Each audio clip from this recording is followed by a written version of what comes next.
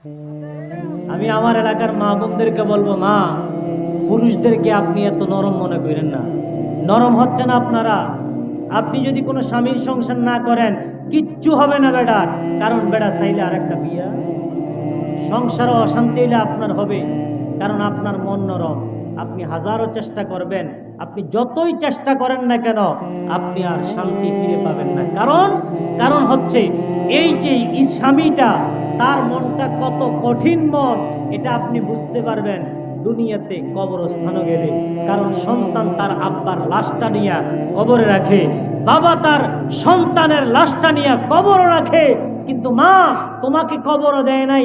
যদি তোমাকে কবর দিতে, একটা মাও কবর থেকে জিন্দা ফিরে আসতে পারতো না, সবাই সেখানে মৃত্যুবরণ করত।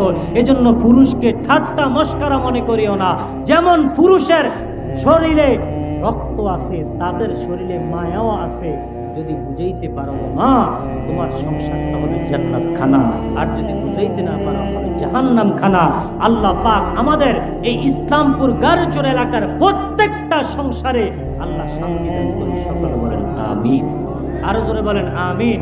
আমার পর্দার অন্তরালে যারা মা বোনরা আছেন, বোনেরা, স্কুল কলেজ ভার্সিটিতে পড়ো, বোন, তোমার পায়ে হাত ধরে একটা কথা বলে যাই, তুমি নারী। তোমার ছবি কেন ফেসবুকে যাবে? তোমার ছবি কেন টিকটকে যাবে?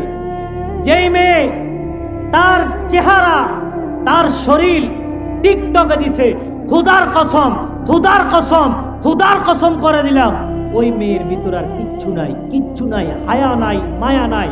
মাগো, টিকটকে দেওয়ার প্রয়োজন নাই, তোমার স্বামীর জন্য রেখে দাও। আল্লাহ আমাদের প্রত্যেককে বুঝার তৌফিক দান করুক। সকলে বলেন আমিন।